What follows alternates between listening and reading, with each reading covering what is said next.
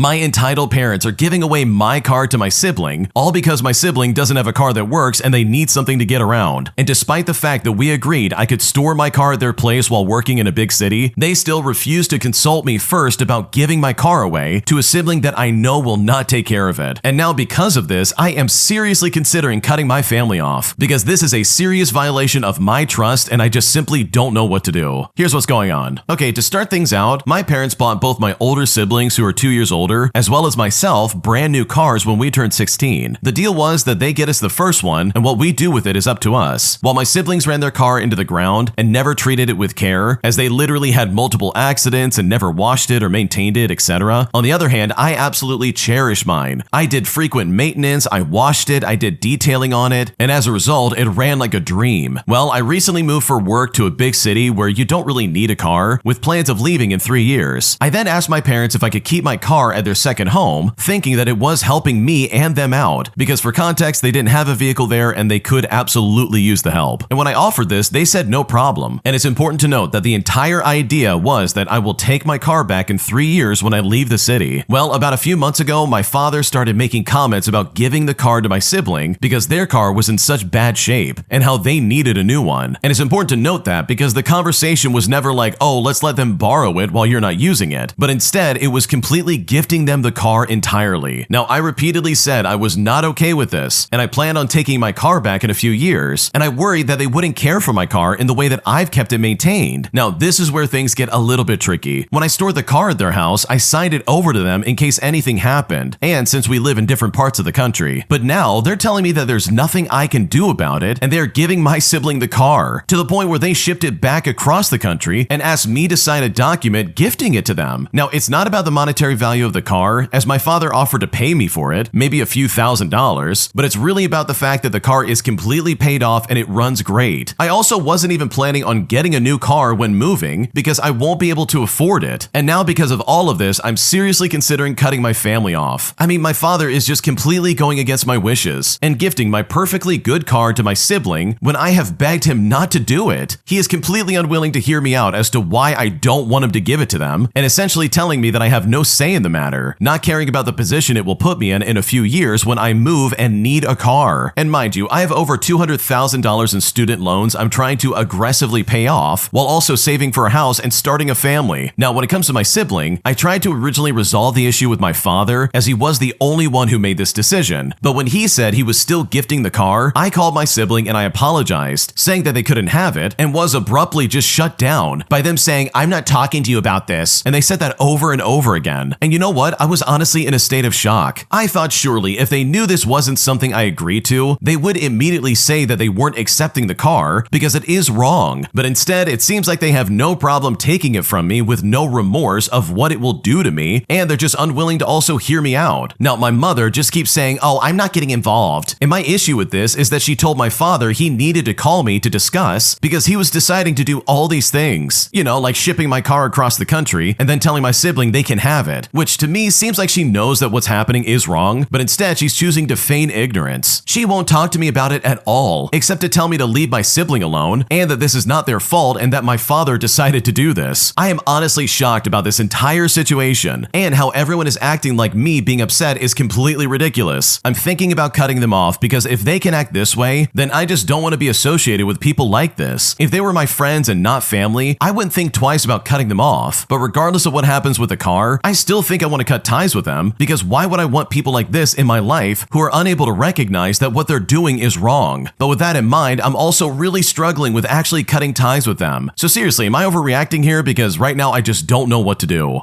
Okay, holy crap, I completely understand where the original poster is coming from here, because this would be infuriating. First and foremost, I don't think you ever should have signed that car over to them. Like, honestly, I think that was a huge mistake, and that probably gave them leverage to be like, "Oh yeah, we're gonna gift this car away, and there's nothing you can do about it." Because essentially, in 3 years, they're putting you in a spot where you're not gonna have a vehicle to get around in. Like, I'm sorry, if the other sibling wants to have a car, then maybe take care of the one you do have, instead of just waiting for you to, like, not be available, and then take your car. Because the original poster is right here. They've put a lot of time into taking care of this car, they've maintained it, they've washed it, they've done detailing on it, and now suddenly the dad's like, oh, this car's in good shape, let me send it off to your sibling who won't take care of it. Because yeah, that's exactly what's gonna happen here. They are probably going to drive it into the ground, and that is not fair for you at all. Like truly, that is not okay in my opinion. Now, it's hard to say whether or not you should cut them off. Like, I don't know your family like you do, obviously, and I don't think anybody in the comments section of this video is gonna have any idea the nuance that you guys go through, but based on your reasons alone, I can understand where you're coming from. And I think maybe you're just a little too close to this to have any kind of like outside perspective. So in my mind, maybe taking a step back and having some room to breathe would really do you good, because this is obviously like right in front of your face and it's very triggering and it's very difficult, but I just don't think now's the time to make any kind of like rash decision. Like for me, and this is just my opinion, I would try to get this resolved first and then go back to them and be like, look, this has got to stop. And then based on that interaction, we can make some kind of decision about whether or not you want to be around them. But I think doing it in the heat of the moment is just not a good idea. So no, you're not overreacting. Like your anger is completely justified. Please do not misunderstand me. But I really think that making any kind of like rash decision right now would be a terrible move, because there really is a chance this might get resolved, and I would just hate to like eliminate that possibility in the future. If you like Am I the Jerk, you're probably going to love Am I the Genius. Check it out, link down below in the description. Also, go to amithejerk.com/submit if you would like to submit your own stories. Am I the jerk for refusing to let my fiance's best friend move in with us after my husband volunteered our home without even asking me first? Because right now I'm still kind of pissed off about this and I just don't know what to do. Here's what's going on. Okay, so my husband's best friend just broke up with his longtime girlfriend and needs a place to stay. And my sweet husband immediately offered our place without asking me first. He said his friend, who we will call Chris, could crash in our guest room just for a few months until he got back on his feet. And when he said this, I was quite taken aback. I mean, the dude is just having an emotional breakdown. Why house him for months at a time? Now, I do like Chris, he is fine, but he also is very messy. He leaves dishes everywhere, he never cleans up, and when we've hung out in the past, he's always borrowing stuff without asking. Like, the dude just takes things like he owns them. I know if he moves in, I'll end up being the one dealing with the mess because my husband is way more laid back. I told my husband that I wasn't comfortable turning our new home into a bachelor pad right after moving in together. And yes, we just built it and we are newlyweds. Now, back to the story. I said that Chris could stay for a couple of weekends if he really needs to, but not months at a time. My husband then got frustrated and said that I was being selfish and that if it was him, he would never leave any of my friends hanging. But now this whole thing has turned into a bigger fight. Some of my friends agreed with me and understood that we're just starting out our lives together and we need space to bond without interference, but some of his friends and even my brother said that I should be more understanding because in life we have to render help to those in need. I mean, I get where they're coming from, but how does a relationship breakup break down a man? My husband is still angry with me, but seriously, am I the jerk here? Because right now I don't know what to do.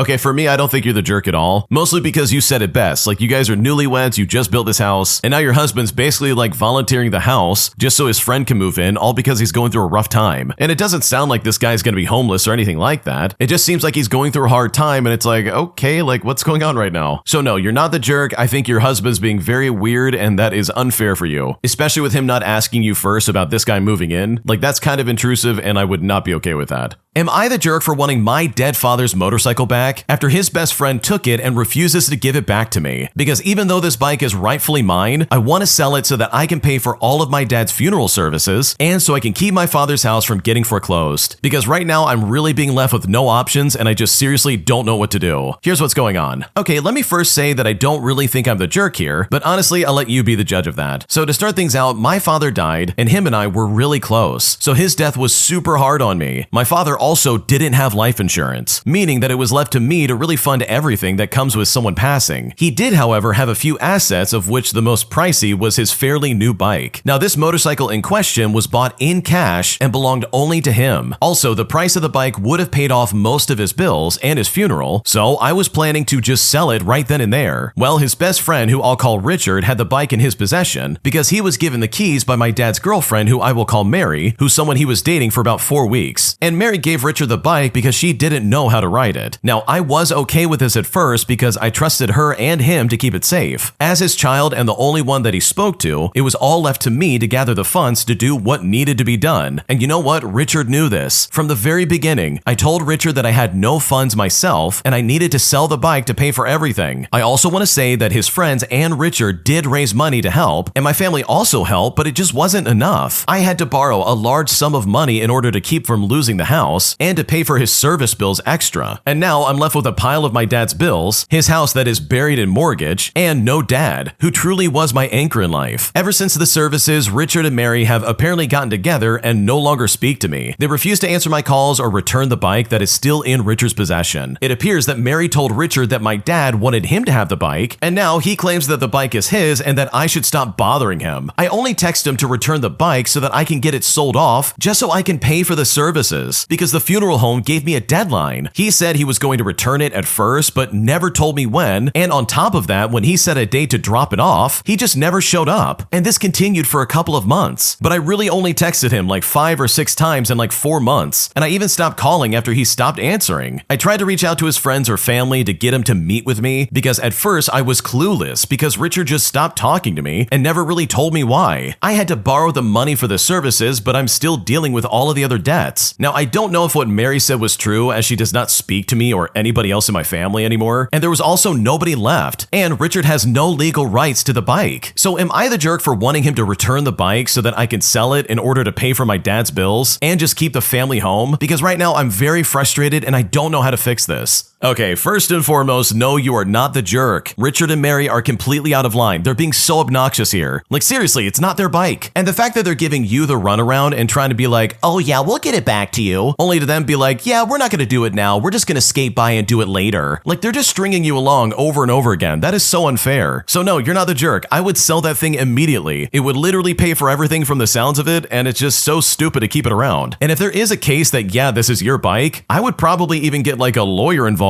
or maybe the police, because in my eyes, and I can only speak for myself, it kind of seems like they've stolen the bike that is rightfully yours, and it is highly inappropriate for them to keep it any longer and not give it back. Today, I got petty revenge on my neighbor after they kept blocking my driveway in a way that made it really hard for me to back out. Because after I returned the favor and did the exact same thing to him, he realized very quickly that this was not a cool thing to do, as he very promptly corrected his behavior in a way that I think he will never forget. Here's how it all went down. Okay, so this has been driving me insane for like 3 months now. My neighbor parks his massive truck just enough over the edge of my driveway that I can still technically get out, but I have to do this ridiculous multi-point turn every single morning. Now, I've asked him about this twice. The first time he was like, oh, my bad, but then he just kept on doing it. And the second time he literally just goes, oh, there's still enough room though, and then just walks back inside. Like, dude, come on, are you kidding me right now? Anyways, last Tuesday I see him outside doing yard work, and his truck is in the usual spot, and it's right here that I get my petty revenge. I decide to park my car directly behind it in the street, not necessarily blocking his driveway or anything illegal, but instead just making it so he would have to do some weird maneuvers just to back out. Well, sure enough, 20 minutes later, there's a knocking on my door. He's all annoyed, asking me to move my car, but I just smiled real big and said, I mean, there's still room. You just got to do a few extra turns to get out. Now, the look on his face was absolutely priceless, but because I did this, he hasn't parked anywhere near my driveway ever since then, so I would say that's a message received and a problem solved.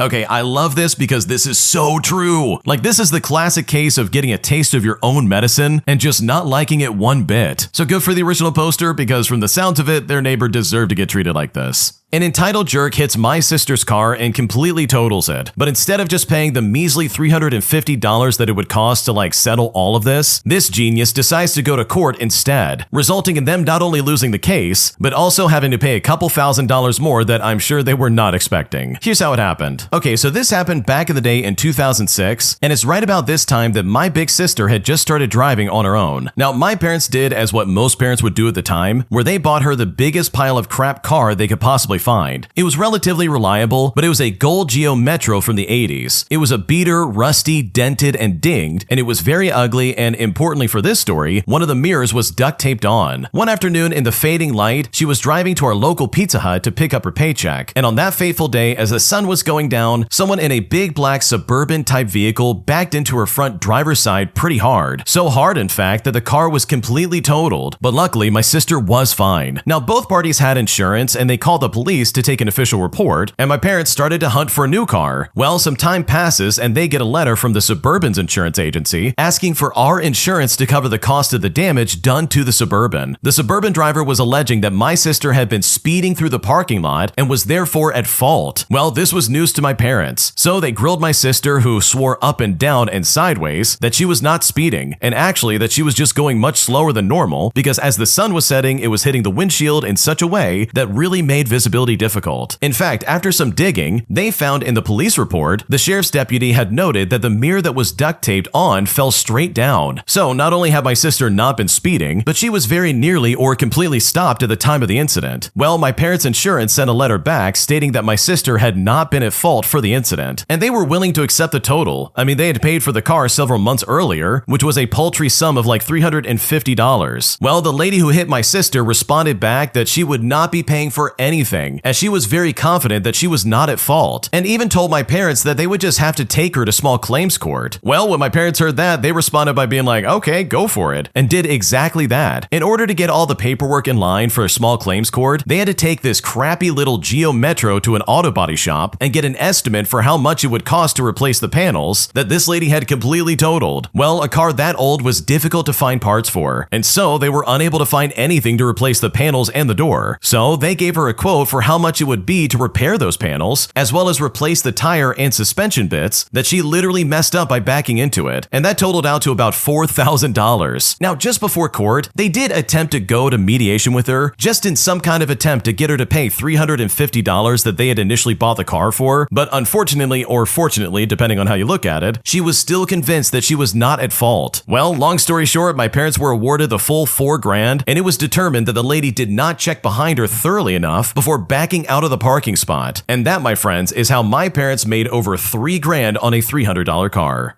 Dude, imagine being so stupid that you're like, oh, we're going to court over this. $350 is unfair. I'm not going to pay that at all. I'm going to prove that she was speeding. But it's like, dude, clearly she was not speeding, and clearly you're the one at fault. You were obviously not watching where you were going, and this absolutely falls on your shoulders. So good for your parents for following through with this. I'm sure they had a field day after this, especially because of the fact that they literally made money off of this, which is something I'm sure they never expected. Today, I had a customer say that they're going to leave a bad Google review with my name on it, all because they had apparently reserved a table that I didn't know about. And now I'm honestly not sure if I'm at fault, and I seriously don't know what to do. Here's what's going on. Okay, for a bit of context, I work at a casual fine dining restaurant. It is one of the most popular restaurants in my city, and we use Open Tables as a reservation system. And if you know about Open Table, you know that it allows you to make notes. Typically, the host gives us printed information regarding the booking. And tonight, we only had one host for a busy Saturday. She can only do so much, so I did not receive any kind of information. And typically, our restaurant encourages us to ask guests if they are celebrating anything, but I did not ask this specific table, as I had just gotten triple sat, and I felt it necessary to get my spiel out and greet my other tables. The table in question is a 4-top, and the second this 4-top sits down, I feel this weird, rude energy coming right from them. I also have a 10-top of drunken ladies celebrating a birthday at one of my other tables, and I keep seeing them looking over at the 10-top, side-eyeing them in a judgmental way, and they were all around just giving this weird energy. Now, in this situation, I always send a manager to touch the table just so I can cover my rear end. But this time, I ignored my tuition and I never informed a manager. Throughout the course of the meal, they barely say anything to me. We serve small plates, typically in courses, and all but one lady at the table ordered one course. And usually, people do multiple plates as I addressed in my spiel. Now, I will admit, I forgot to ring in her second course as I had gotten triple sat, but it's here that she pulls one of my fellow servers aside and asked him where it was. He then takes the initiative and gets the dish working as he knows that I'm just way too busy right now. I touch the table to let them know that it's on the way, and for reference, I checked on them multiple times. Well, fast forward to the end of the meal and I drop a menu for them to review the dessert options. They then just ask for the check and say they are ready to leave. Now, I bring it promptly and I close them out, and they eventually leave as well. But apparently, after closing out, they ask the hostess behind my back for my name, and they express that they booked the reservation as a birthday, and this wasn't acknowledged, and a dish was laid, and overall, they just had a really crappy experience. Well, the host does all the right things and actually asks for a manager, but the lady says no as it's too late and that they will be posting a Google review with my name in it. So seriously, was I solely at fault in this situation? There was ample opportunity to address that something was wrong and to confront me about it, but instead they complained to the hostess, who very obviously has nothing to do with service. I try not to let these things bother me, but I am not exactly happy to know that my name is going to be mentioned in a negative review where anybody who Googles our restaurant can see it. What should I do?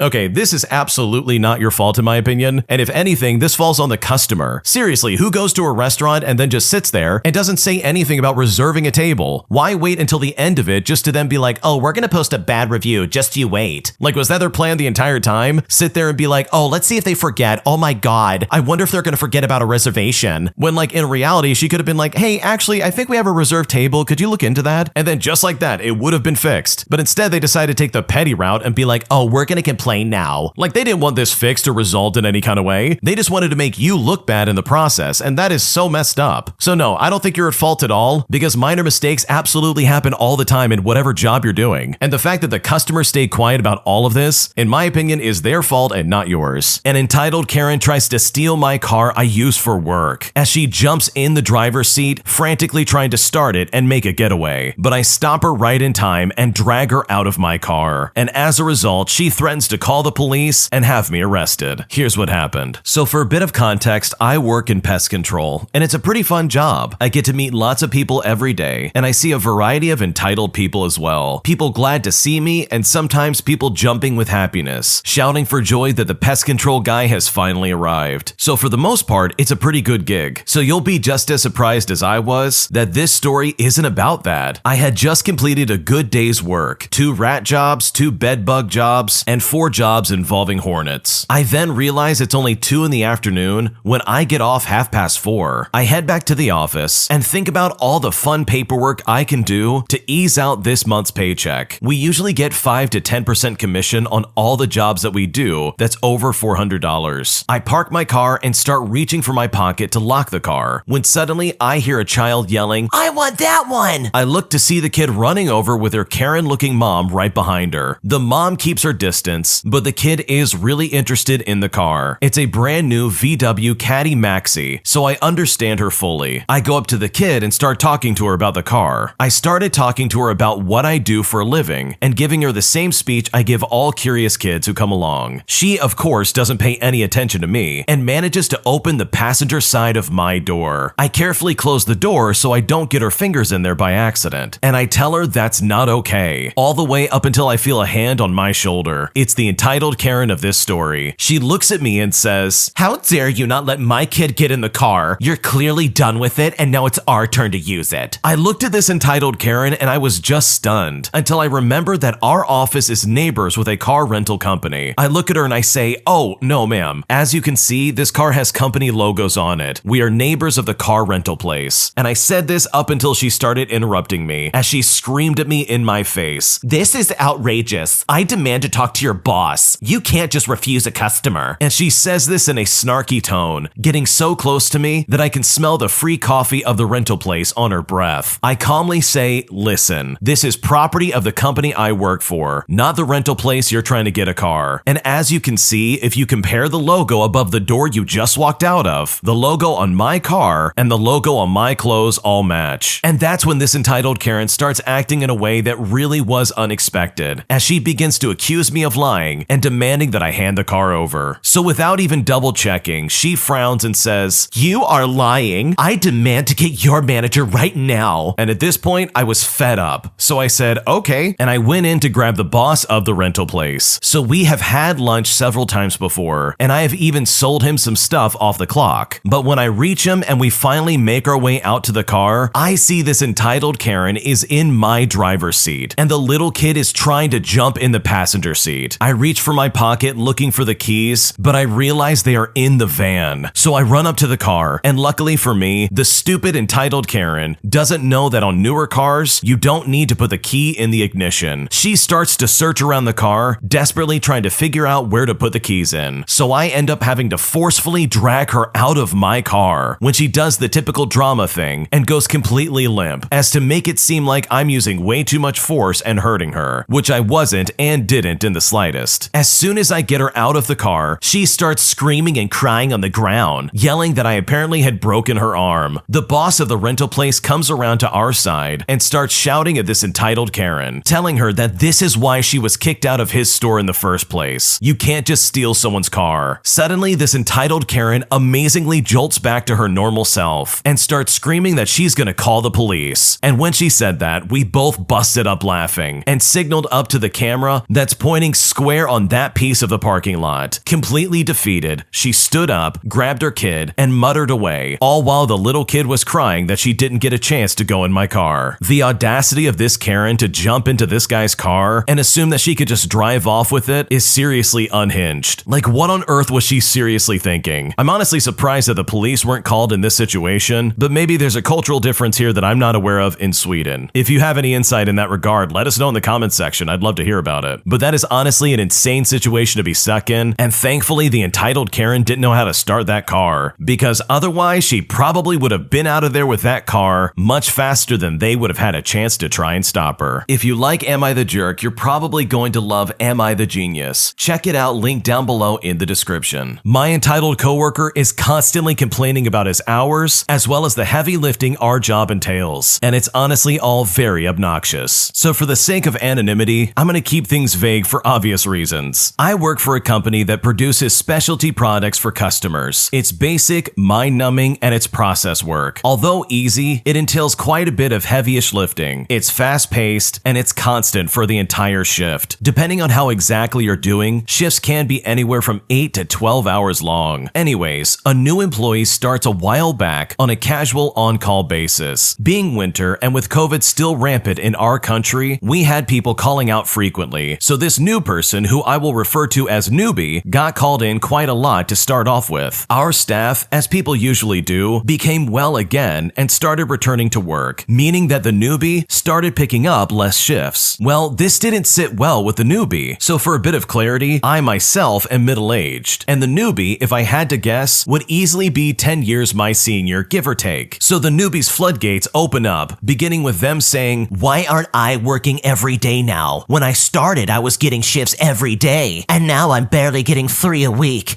It's not fair. You can't start me working every day and then just stop giving me shifts to suit you." And clearly someone doesn't understand what on-call means, but they still badger the supervisors enough to be passed down from sector to sector, just so they would gain some more shifts. The newbie hadn't worked in my sector to begin with. One of our colleagues was offered a position with a different company that came with a significant pay increase, and they naturally leapt at the chance. Now that they left, we were down one, and with a newbie huffing and puffing about wanting more shifts, we had the unfortunate privilege of making newbie's acquaintance for a large order for an important client. During production of that order, our sector had quite a few technical issues, so production was on the slow side. Newbie assumed our sector was always like this, basically thinking that it was more on the laid-back side. So with this idea firmly implanted into newbie's mind, the moaning and badgering began anew. "I want to stay in this sector all the time. I like it better here. I don't feel comfortable with the people in the other sectors. I'm a good worker. I want to stay here all the time." Every time a supervisor crossed paths with a newbie, this is the badgering they'd be assaulted with. After being told multiple times that my sector doesn't run all the time, newbie became disgruntled with the demand not being met and simply went missing in action for over a month. He didn't show up for rostered shifts after all the begging and pleading for more work. He did not respond to calls, text messages, or emails. Well, 2 weeks ago, newbie decides to grace us with his presence yet again. He feeds a sob story to the supervisors, begs for another chance, and somehow manages to get another chance. And yep, you probably guessed it, he was back in my sector. He still believed that my sector was a breeze, and that misconception was not dispelled upon his return, as we had a major breakdown lasting for 3 days, as we managed to stay busy with small tasks and other random busy work. But pretty soon, the demands started immediately. "I want to stay in this sector all the time. It's so much easier on me here. I can't do the long shifts at the other sector. The extra hour there makes my feet hurt, and I can't do the longer shift at the other sector because they go even longer there, and it makes me feel tired." He then started claiming that his age should be in consideration. He stated, "I'm older than most people here, and I can't just do the longer shifts. It's not fair to make someone my age work these long hours." Now keep in mind, upon interviewing for a position within this company, it was clearly explained that it was mostly long hours and you would be on an on-call basis should they choose to accept the newbie. The sporadic shifts and hours were not just sprung upon the newbie. The terms of employment were very clear. Nonetheless, the demands and complaints continued. After the 3-day breakdown, my sector was back to full speed and all hands were on deck. The newbie was not prepared for the reality of the job that we do, as well as the pace in which we had to do it, and the fact that although simple, Our sector works very hard. We each have an assigned task, and that's the task that we do. Simple enough concept, right? But no, not for the newbie. The newbie quickly became frustrated that they didn't have the task that they wanted, and this is when the temper tantrum started to really shine through. I don't want to do this task. The person next to my station is irritating me. That other person is putting me off my game,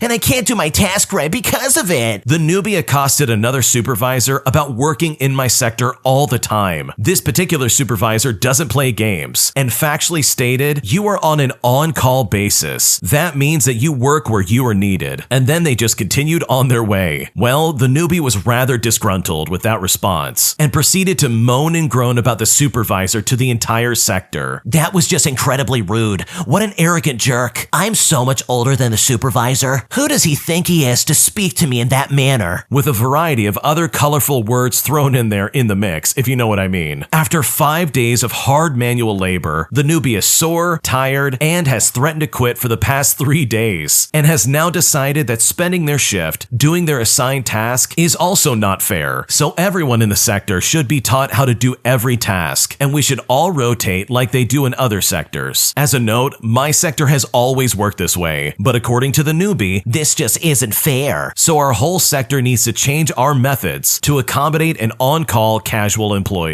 I cannot fathom the level of entitlement. If you apply for a position that is on-call basis, then the employment is just that. It is on-call. You're not going to work the hours that you want in the sector that you want. When you apply for a job that involves long shifts, heavy lifting, and keeping pace, that's what you get. Don't complain about being older than others, just so you can try and get some kind of special consideration. We have employees far older than the newbie who accepted the job, and they don't complain about doing this said job. Finally, don't waltz into your brand new job and start making demands to try and change the way things have been done for at least 15 years. This honestly is just so ridiculous, because this on-call employee and their behavior is absolutely atrocious. I mean, talk about leaving a horrible first impression, and I'm seriously surprised that the supervisors didn't stomp this out early on, because honestly, he was mostly just distracting the staff, and his attitude really just did not fit the company, because it sounds like all the other people were there for the right reasons, they knew the kind of work that they were gonna have to do, and they were there to do the job, but this guy just did not get it in the slightest. So hopefully, for the sake of that newbie, whatever job they decide to go to, since they clearly don't want this job, hopefully they are able to keep up with it, because based on what they've described, they clearly don't like physical labor, and it sounds like they would be better off doing something a little bit more casual. My entitled friends throw a party on my birthday, completely taking over my plans to already throw a party myself, and then have the audacity to try and charge admission to this party. So I got petty and I decided to get some revenge. Here's what happened. So for a bit of context, this happened in the late 80s when I was in college. I went to the University of Connecticut, and in my sophomore year, I was assigned to a room in a quad. During the 80s, the school ran out of dorm rooms, so they converted study rooms into dorms. These were deemed quads, so 4 students roomed there at a time. My 3 roommates were all seniors, and they were all getting ready to graduate. Since I was the owner of the room, 3 other friends approached me to be the 4th. That way we can guarantee the room for next year. I am pretty easygoing, so I just said yes. And this was a big mistake, since I find that I am not compatible with the others, and we constantly butted heads. For example, one of the roommates volunteered to bring their record player for the room, but then didn't allow me to play my records on it, because apparently it was the devil's music. For the record, I had Led Zeppelin, Pink Floyd, and other music in that genre. And no, this person was not religious, he was just being a jerk. The list of complaints honestly started gathering up, all the way up until it came to a head on my birthday. Weeks before my birthday, I informed my mates that I was throwing a party on my birthday, and I would like to have the party in the room. This was not unusual. There had been parties here before, thrown by one of the others, and this was my first request for the room. The others said fine, and I started to invite people. I planned on having about 10 people in total. A few days before my birthday, all 3 came to me to tell me that they were going to throw a huge party on my birthday. When I protested, they said my friends could come along as well, but the cover charge was $5. I pushed back, saying that I was buying my own supplies, so my friends shouldn't have to pay for anything. Thankfully, they agreed. Later, I find that they invited a lot of people, and I wasn't going to even see my friends, let alone celebrate with them. The night of the party, my roommates tell me to have my friends identify themselves so they don't get charged. And this is where I decided to get petty. petty. I was really upset that these guys were doing this. So I went down to the ground floor of our dorm and I told anyone coming to the party that if they are asked by the person taking money if they're coming to the party, that they need to say that they're my friend, and that way they won't be charged. Now, you can probably guess the rest. The party was a huge success. We're all having drinks, my roommates are all out of their money, and I'm having some sort of satisfaction. So I definitely made them regret scheduling that party on my birthday. The only bummer was that I really didn't get to hang out with my friends because it was way too crowded. But in the end, I got the last laugh, especially since they tried to ruin my party on my birthday. Yeah, your roommates really do sound like pieces of work. I mean, honestly, Led Zeppelin and Pink Floyd is not even that bad. It's not the devil's music. I mean, come on. And not to mention the party itself. Like, you very clearly announced to them that you are throwing a party on your birthday, and you just want the room to yourself so you can do that. But instead, they decide to one-up you and basically hijack your birthday party and then charge admission. I mean, what is going on here? That's just so unfair. So I don't blame you for getting petty. These people were being weird, and seriously, they needed to be put in their place. So hopefully, for the sake of this story, your next year at that school, you had some different roommates. Because based on what you described, these people really did not sound like they were a lot of fun. And hopefully your junior year was better than your sophomore year. My fiance is incapable of communicating with me during disagreements, and I don't know what to do. My fiance quite literally cannot communicate when we are in a disagreement. As soon as there's an air of slight tension between us, he turns into a stone statue. He just sits there staring off into space. He completely shuts down, like he's a robot or someone cut the power cord. It's one of the most bizarre and frustrating things I've ever experienced in my life. I'll try to initiate a discussion about, for example, the dishes not being done when they needed to be done. I'll wait until a chill, appropriate moment and bring up an issue from my perspective, and he just completely disconnects. Sometimes I give up and I just walk away. Sometimes I stay and just talk to myself while he just sits there. When I ask him what the heck is going on, why are you acting like this, he'll just squeak out the phrase, I don't know, but that's literally it. We can sit there for hours with the same thing going on. I can leave, give him space for several hours, and try to restart the discussion later, but the same thing happens. At first, this would just make me so mad. I would think to myself, the audacity of him. We're supposed to be partners, and he just checks out and refuses to be a partner. I think that he's being so rude, and it shouldn't be so hard for him to talk to someone he claims to love so much. If I can do it, why can't he? But then, eventually, I started to feel really bad for him. Obviously, this isn't healthy. Is something wrong? If so, what is it? What could have caused this kind of response? Am I being too harsh on him? I've spent years going over this again and again in my mind, and I just can't figure it out. I have no idea what could be causing this. I've tried backing off, I've tried giving him space in hopes that he will come out of his shell when he's ready, but he never does. He will just wake up the next day and act like the argument never happened. Nothing gets resolved, and the same issue occurs, rinse and repeat. As far as I know, his parents, both his mom and stepdad, are both loving and communicative towards each other, as well as their kids. His biological dad did pass away when he was a teenager, so I'm thinking maybe it stems from that somehow. He suppressed his emotions as a way of coping with the loss of his dad, and has been suppressing them ever since. Maybe that's what's going on. He also has trouble expressing emotions in general. So this is my main theory, and it kinda checks out, even though I'm not a doctor. He went to therapy but stopped after 3 months. When I asked why, he naturally couldn't provide any reason or explanation. All he said was that he didn't know. I honestly don't know what to do. We end up arguing about the same things over and over and over again, because he can never work through our issues, because he can't speak to me. By argue, I really just mean me talking to a brick wall. I just sit there, talk through things to myself, and then just go to bed. I thought I would be able to deal with this, but I really can't. When we aren't arguing, he's a great guy. He's upbeat, talkative, energetic, he's fun to be around, but we're supposed to be getting married in June, and I'm starting to panic. I've realized that by him not working through issues with me, that our issues never get resolved. And although I'm always able to move on, I'm actually making huge compromises each time we do that, because I'm forced to completely concede on whatever the issue is, because he cannot or will not be involved. What should I do? I can definitely see where you're coming from. I mean, he completely checks out anytime there's any kind of argument, or any kind of backlash in any sort of way. I mean, you can't even talk to him about getting the dishes done, let alone having any other kind of conversation where there might be some kind of conflict involved. Just imagine how this is going to work when you get married and you try to discuss finances, or try and discuss your mortgage or your future kids. I mean, that's just not fair to you in the slightest. slightest. Seriously, he is not being responsible when he's acting that way, and it is just not a good excuse at this point in his life. You truly do deserve a lot better than this, especially when you're about to make him your future husband. Like, the way he's acting is just absolutely unfair. And it also makes me believe that maybe he's stonewalling you like this on purpose, because clearly it works on you. You start to have an argument, he just sits there and says nothing, and then eventually you give up and go to bed. Like, clearly he doesn't have any accountability for his actions or anything else around him. This is his get out of jail free card, and it basically gets him off the hook of being held responsible for anything. So I think this is a massive red flag, and it's something you definitely need to address, because getting married with this still going on is most likely going to cause problems in the future. An entitled Karen freaks out on my family, claims that she owns the road we're driving our ATVs on, and she doesn't appreciate the noise that we're making. Here's what happened. So this story took place earlier today. Me and my family were riding around the neighborhood on dirt bikes and quads. And for context, it is completely legal to ride around this area as it is county land. And we were planning to go to the desert so we don't bother anyone. We do live on our own land, but not enough to ride around with my family, considering we are on about an acre and a half with horses. So we decided to go off and around the neighborhood. My sister just got a dirt bike for Christmas and was having a blast on it. It's not anything big considering that she's still very young, and she just started on an actual bike. We were going about 15 to 20 miles an hour since my sister wanted to keep up with us, and she was stuck in second gear since she feels like she's not ready for third gear yet. So I was at my house at the time, and my mom calls me. She says that the ATV my grandma and step-grandpa were riding had stalled out, so I hopped on my quad to go and save the day. They were parked on the side of a long stretch of dirt road, not too far from our house. I look at the ATV for a minute, and the gas was flipped off. As soon as I figured that out, an entitled Karen comes out of her house and starts screaming at us. She says, "Are you guys aware that this is a residential area?" My uncle then says, "Yeah, we just live down the road." She then starts to screech at us by saying, "You guys do know that it's illegal to race these things? You can't do that around here." My mom then chimes in and says, "Ma'am, we have lived here long enough to know this is in fact not illegal, since it is county land, and we are on a dirt road. In case you haven't noticed, plenty of people do this all the time." This entitled Karen then cuts my mom off. She then starts yelling to a friend who was off to the side, who just randomly appeared out of nowhere. This entitled Karen then starts screaming, "Did you get pictures of them?" Which her friend responds by nodding their head. This entitled Karen then starts to go off on us, claiming that she owns the road. Yes, the road that leads to the main road, the most populated road for people living in this neighborhood, and she's claiming that she owned all of it. I tell my grandma and my grandpa to just go home because it's a waste of time, and they had dinner in the oven. This lady then starts swearing at us, but I just ignore her, and I try to get the ATV started. And I needed this thing to start since I gave my ATV to my grandma and my grandpa. So anyways, she does not like that, and she starts yelling about how I'm being disrespectful. And I admit I was a bit disrespectful, but she was just spewing out the same nonsense on how she owned the road and how it was illegal to ride motorized vehicles here. So I stopped trying to start it to then try to pump some gas into it, since the ATV was pretty much starved of fuel for a good mile. So then she starts going off about how we're racing, which really makes me try to wonder how she came to that conclusion. But then I started to connect the dots, and that she was trying to blame the racing that was apparently happening on this road on my family as opposed to the people up the road who were actually doing it. Yeah, you caught us, lady. Me and my younger sister, who's 8 years old, who has a mini dirt bike, were racing up and down this road. That's just absolutely ludicrous. I mean, I knew who she was referring to because some kids were notorious for causing problems and had been flying down the road, but it definitely was not us. But regardless, she still tried to pin the blame on us. Eventually, I just signal my family to follow me because I finally got the ATV started, and this entitled Karen continues to scream about how disrespectful I am, all while we're leaving to go home. And you know what? Honestly, I don't even care that I was disrespectful or whatever she had to say, because we had to sit there for 15 minutes and listen to her blabber on. So honestly, if anyone was being disrespectful in this situation, it was this entitled Karen trying to pin some kind of noise complaint she had on me and my family. The way this Karen was acting was just not appropriate. She saw people on dirt bikes, ATVs, and quads, and thought to herself, "Yep, those are the people." Like, come on, do some research first. And it's also further evidence that she knows the rules of this road. It's clearly legal that people can drive around with these things, and there's no big deal or any kind of problem. So seriously, this Karen just needs to relax, and she needs to figure out who's actually bothering her in her day-to-day activities, while also realizing that no, she does not own this road, and she has no say over who drives up and down it. That's a ridiculous statement, and no police officer would ever take that seriously. If you like Am I the Jerk, you're probably going to love Am I the Genius. Check it out, link down below in the description. My girlfriend has had head lice for months, and even though I've tried to help her get rid of it, she states it's too much work to get rid of, and she would rather just deal with it. And at this point, I seriously don't know what to do. So my girlfriend works in childcare. About 8 months or so ago, she caught head lice from the children she works with. This is a genuine occupational hazard, and one I'm familiar with from my own childhood and teenage years. So I did my best to not freak out as we got down and dirty with the treatment and the combing. She has very long and thick wavy hair, so this was a real struggle, and for weeks, we just could not get rid of the lice. Thankfully, I have my hair in a bob, so even though I inevitably caught them too, I was easily sorted, but my girlfriend's lice just kept coming back. Maybe we were missing something in her long hair during the endless combing, or maybe she was getting reinfested at work. But this went on, and she got more and more frustrated. About 2 months in, she pretty much gave up trying to treat her hair properly. She claimed that it's pointless trying to eradicate her lice problem when she will just get them again from the kids at her work. And now, every time I try to bring up this topic, she tries to shut discussion down, making all sorts of excuses about how lice are just part and parcel of her line of work, and insisting that it's fine because she does the occasional comb out in the shower to keep the lice under control. Every time I offer to do the combing for her, she says that we have to set aside time for it because it takes so long. But when the time comes, so does another excuse for why we can't do it right now. 6 months of going around in circles has worn me down. This is getting really frustrating because we live together in a 1-bedroom flat, and it's a pain to constantly discover every few weeks that she's passed them on to me again. The itching drives me crazy. I don't enjoy combing, and it's generally really annoying. I get that she's insecure about it because I've lived this experience myself, having constantly had lice as a kid all the way up to secondary school because my younger half siblings kept giving them to me. But I also know that with enough effort, you can get rid of lice and even do quite a lot to prevent yourself from getting them again. I know they're basically harmless, but they're gross and annoying, and it's super embarrassing when I have them too, especially when I'm at work or out with friends, constantly trying not to scratch. Thankfully, nobody else knows, but we are probably and thankfully just flying under the radar. I love this girl, but I am so sick of her never-ending lice problem. I really want to help her, but how do I crack this code of getting rid of this lice completely? How do I get it into her head that I want this sorted out for her sake? What should I do? So let me get this straight. You're literally with somebody who doesn't want to get rid of lice because it's too much work, and she is also probably reinfecting other children in her line of work as well. Like, that is absolutely crazy to me. The fact that she's not willing to put in that work is seriously disturbing. And by the way, I'm pretty sure lice can get in your bedding, as well as your couch and your carpet and all these other areas. Like, that is probably why you can't get rid of the lice, because you get rid of it in your hair, but it's still literally everywhere. That is absolutely disgusting in my opinion, and there really is no good excuse other than just laziness. And this lady works in childcare. Who knows how many kids now have lice simply because your girlfriend is choosing not to take care of this. Like, if that happened to me, I definitely would have shaved my head by now and said, you know what, time to start afresh, let's just grow it back out. And I know that's easy to say since I'm a guy, but the point being is that she needs to take responsibility for this problem. And in my opinion, this is a serious red flag. So hopefully you can get this sorted out, because lice is a nightmare, and there really is no good excuse for not wanting it gone. Today, I messed up by holding a grudge for 29 years against a kid at my school who called me a name that devastated me for years. And now, after approaching him and basically confronting him about this, he not only doesn't remember this situation, but I practically made a fool of myself in the process. Here's what happened. So to start off, all the names in this story are fake. About 29 years ago, I was in the 3rd grade. I took one of the carrot packs out of my lunchbox, the kind that came with a little cup of ranch dressing. All of a sudden, this kid by the name of Balthazar said, "Hey everybody, look, Tim is a carrot boy." And everyone at the whole lunch table started to laugh, and I couldn't believe it. And you know what? For some reason, that incident really stuck with me. Nobody really brought it up again, but I became self-conscious in elementary school for trying to eat carrots. Later, I lost the self-consciousness, but all through school and into adulthood, I always thought of that, and I built it up in my head as this big disrespectful insult to me. Whenever I eat carrots, the memory pops up, basically involuntarily. Whenever I see carrots, I remember Balthazar saying, "Hey everyone, look, Tim is a carrot boy," and I hear the laughter in my head. What you should know is that I am from a small town, and although I left, a lot of the kids I knew are still there. I saw that over the holiday, there was an impromptu high school reunion event scheduled. I decided to show up, as I haven't seen these people regularly in a long time. Well, who should be there but Balthazar himself? All of a sudden, the old anger welled up inside of me. I don't know what I was thinking. It seems so ridiculous now, but I saw a big tray of carrots meant for everyone at the buffet table, and I picked up the entire tray and carried it to Balthazar's table. I started eating carrots angrily. Everyone at the table and surrounding tables were staring at me. I then said, "Well, I guess I'm still a carrot boy, huh?" I almost immediately realized my mess up when everyone looked at me like I was insane and had no idea what I was referencing. So I awkwardly asked Balthazar and the other people around if they remembered calling me a carrot boy in the 3rd grade, but I quickly realized that nobody did. So I said, "This did happen. You really did call me a carrot boy." And he was like, okay, I'm sorry." Somebody next to me put their hand on my arm and whispered to me, "Are you doing okay?" As if I was having a mental breakdown of some kind. I was so embarrassed that I just got up and I left. Multiple people have texted me asking me if I am alright and why I even did that in the first place. And did I really have to hold a grudge for some innocuous, silly remark that a 3rd grader made almost 30 years ago? When it was put to me like that, I realized maybe I was the one being weird. Balthazar wasn't like a bully or something like that. Aside from that one insult, he never did anything else to me. And in high school, he was kind of well known as being a good person. I had built it up as this major incident, but nobody else even remembered it. I was horrified to find several people from the reunion unfriending me on Facebook, and I saw photos of the event, and someone tagged me in the background as Carrot Boy, and none other than Balthazar himself responded to the post, asking the poster to please remove the tag, even though several other people had replied with laughing emojis. Now I feel like I made a huge fool of myself, and can never show myself in this town ever again. Well, maybe that's okay. I don't really like this town anyways, but I am so embarrassed. I can hardly sleep, and it had been a few weeks since the incident, and now I don't know what to do. I think you hit the nail on the head. I think you built this up into something that was such a big deal, but in reality, nobody even cared. I think it would have been a lot different if you went to that event and someone was like, "Oh, look, it's Carrot Boy." That would be an entirely different situation. But to go to this guy's table unannounced, with a tray full of carrots, mind you, and start to say, "Well, I guess I'm still a carrot boy, huh?" is, in my opinion, very weird. And I don't blame the people around you for asking if you're okay, and basically implying, "Hey, are you having like a mental breakdown or something like that?" Because from the outside looking in, it really would look like that. So I think, if anything, just move on from this situation. And I would unfriend the people who are tagging you as Carrot Boy, because that's just being really petty if you ask me. Sure, what you did was really weird and you really should not have done that, but the way they're acting is also very immature, and you don't need those types of people in your life. My boyfriend doesn't drive, he doesn't want to go to school, and he doesn't want to work. And at this point, I'm at a loss, and I'm starting to doubt our relationship, and I don't know what to do. So to start off, I want to be as unbiased and as clear as possible. I don't want to break up with this person, and I want to approach this after hearing some perspectives. My boyfriend and I met in June of 2021 and have been dating since October 2021. He is a lovely man. He's supportive, kind, sweet, and handsome. He makes me laugh and always gives me a lot of love and reassurance. In a lot of ways, he is my ideal partner, but there are some areas of concern I have that I would like to know about how to approach. I graduated from university last year and currently working full-time as well as volunteer. I'm currently saving to buy property, and we both live separate from our parents. My boyfriend does not study and has not finished high school. For context, he's 24 years old. I do not judge him in any form, as I know school is not for everyone. When we met, he was working labor and was very good at saving money. However, since we met, he quit his job. The hours were really draining and he was depressed. He also cannot drive, so he had to use the bus 2 hours each way. I supported his decision, as I just wanted him to be happy. He now works at a restaurant for about 8 hours a week. I was asking him what his plans are for the future, and he always says that he'll figure it out, but that nothing really works out for him, and that school isn't an option because his ADHD is terrible and he failed out of high school. On his time off, he mostly just plays games or goes to see friends. I have suggested options for his ADHD, but his family is against medication, so that is just not an option. He frequently expresses his concern of being behind me, me. I do not like when he puts himself down because life is not a race and we have very different backgrounds. I assured him that I just want him to be able to sustain himself and find something that he is passionate about. Another issue is that we live about 30 minutes away from each other, and if I don't make the drive, he has to Uber, which is expensive, especially since he only works 8 hours, and I don't want him to go use his savings on Uber. I can only really make the drive to see him once or twice a week, and it's just becoming very stressful, which I expressed to him. I am honestly at a loss. He is the kindest person I've ever met, and we get along so well. I love being around him. However, I am worried that he is not working towards anything, and it's making me have doubts, especially since he keeps talking to me about marriage. What should I do? I think the original poster needs to look at the contradiction here. At the beginning of this, they said, look, I don't want to break up with this person, but at the same time, they are clearly talking about having doubts, especially when it comes to marriage. So seriously, which one is it? Do you want to stay with this guy or not? Because on the outside looking in, he does not look like someone who's taking his life seriously. He dropped out of high school, and at the age of 24, he hasn't gone back to try and get his GED or anything similar to that. Like seriously? It also seems like he's just making excuses as to why he isn't pursuing higher education or even just a basic education to begin with. It's great that he's got a job at the restaurant, but that is not enough. And it sounds like you are definitely going to be taking care of him probably for the rest of your life if you get married. So all in all, I think you've got some serious decisions to make, and I think you need to get serious about this. If he's not the person for you, and this is not the person you want to get married to, then let that be your answer. Because based on what you've described, it doesn't sound like he's doing very much to further your relationship, and that is seriously something you need to consider moving forward. Today, I messed up by absolutely getting plastered at my friend's housewarming party, and now I really regret my behavior. So before we start the main story, let me first give you a little bit of context. I'm a 20-year-old male and an engineering student, and my college is about 68 kilometers away from the place where I stay. I usually travel via train from my home to college, so one of my college friends got a place on rent near our college and invited me, as well as everyone else, for a small housewarming party. Our small party started near 4 p.m., and I was supposed to be home at about 7 p.m., as I had to attend a wedding of one of my relatives with my family. Now, whenever I drink, I usually start taking a few just as a warm-up, and then I take it slow. But today, something inside me, which I've never seen before, woke up from his slumber and decided that he will drink so much that his liver won't know what hit him. I started off with a few drinks as usual, but I forgot to stop after a few. I kept drinking and drinking, and eventually I became so plastered that I started bumping into walls, and I started pointing each one of my friends out and telling them whether I trusted them or not, and did a few more things before I passed out in the washroom. When I slightly came to my senses, I woke up in the girl's bed, and everyone else was gone. I started panicking, thinking that everyone had abandoned me, and went home until I realized that it was 5:30 p.m. at that point. And lest we forget, I've got a 7 p.m. deadline. So I told my friend that I'll be going too. She then assured me that nobody has abandoned me. Everybody just went home to get extra clothes because everyone will be staying for the night. But I had to be home by 7 p.m. or else I would have been scolded pretty badly by my mom. And I was in no shape or form to be traveling in crowded trains. My friend said this same thing, but I told her that I'm fine. And after I said that, the first thing I did when I got out of bed was bump into the wall and fall face first onto the floor. I got back up and left while my friend tried to stop me. So my friend had gotten her apartment in a pretty huge complex, and my idiot self got lost on the premises, and I couldn't find the exit for the life of me. After a few failed attempts and running in circles around 4 cars, a security guard saw me and escorted me to the exit. Then I got a cab and went to the nearest railway station, and that was the last thing I remembered that night. When I came fully to my senses, I was sitting under a hot shower in my house's bathroom, and I had a small burn mark on my hand and 2 on my right calf. I had no memory of how I got here and how those marks appeared whatsoever. I checked my mobile phone to see if I could get any clues on what happened. I had sent my live location to one of my friends, and I talked with my mom too. I gave a call to the friend I had sent my live location to and asked him whether he knows how I came home and how those marks appeared. It turns out, sometime before passing out in the washroom, I was apparently smoking, and I thought it would be too much of a drag to go get an ashtray, so I decided to make my hand and my calf one instead. But even my friend had no idea how I got home. Then, after quite a while of trying to remember, a small montage of events played in my head, where I first see the railway station, then I see that I'm in a very crowded train, rain, then I'm asking cabs to take me home, and then spraying myself with deodorant before entering my house. This is honestly the most plastered I've ever been, and while I made it barely in time, I don't plan on ever drinking like that anytime soon ever again. Yeah, that definitely seems like a really big problem. You went to a housewarming party and you got plastered, and you fell asleep on the bed of the person who was living in that house. Definitely not a good look. So next time, just make sure you pace yourself a little bit better, or at least have a friend nearby who can take care of you just in case you take things too far. A pair of entitled Karens get upset and offended that they can't walk in the middle of the road whenever they want. They even go as far as to knock on my door and complain about my daughter, who basically put them in their place. And I've honestly never been more proud of my child in my life. Here's what happened. So we live in a very small and quiet neighborhood with sidewalks on both sides of the road. Those sidewalks are apparently unusable and or unacceptable to the two middle-aged women who live nearby. In fact, they made it a daily ritual to walk down in the middle of the road, side by side, mind you, as if they own the road itself. It is obnoxious, but our family is used to it at this point, unfortunately. Now, my daughter's mild-mannered boyfriend had the unfortunate instance of encountering them yesterday. It was nearly dusk, and he was rather taken aback by the figures skulking alongside his car as he and my daughter were getting ready to leave. His windows were down, as it was an unreasonably pleasant afternoon here, and he said a bit too loudly to my daughter, "Do they know that there are sidewalks here?" Oh, sweet summer child, they are well aware of those inferior footpaths. Though our sidewalks are uniform and well maintained throughout the neighborhood, they're not quite wide enough for these two entitled Karens, especially when they're flailing their arms about and gesturing wildly whilst they gossip. These two geniuses might actually be the embodiment of mobile rumor windmills, but I digress. This was around the time I was summoned into the situation. My daughter's boyfriend and her had just left moments prior, which I knew for a fact thanks to Life 360, which is an app that can basically track a loved one's location. I was just doing the mom thing with my preschooler and toddler, so I didn't even hear the thumping at first. But then our doorbell rang, and it rang again and again and again, with a couple of them being in a frenzied pace. Within that 30-second span, I surmised that whoever was at the door would not be leaving until they got whatever it was that they wanted. As I opened the door, I realized that my initial reckoning was definitely correct. Before me stood the two flaxen-haired entitled Karens, with fire in their eyes and spittle in the corners of their now tightly lipped mouths. I think to myself, what on earth is going on? Something had troubled or offended them so greatly that their brows were furrowed, which is an astonishing feat considering all of the Botox that they had in their face. Before I could utter a greeting, the first Karen put one hand upon her ample hip, with the other hand balled into a fist, save one digit that was wagging about wildly. She declared to me, "Your daughter just left here, didn't she? With her boyfriend, I would assume?" I stared at her blankly for a second, and then in an idiotically optimistic tone, I said, "Hi, it's nice to meet you." But before I could even finish, she interrupted me and said, "Your daughter just left, right?" And it was at this point that I realized that I had the worst type of entitled Karen at my doorstep, and I knew right then and there that this interaction was not going to go well. I responded by saying,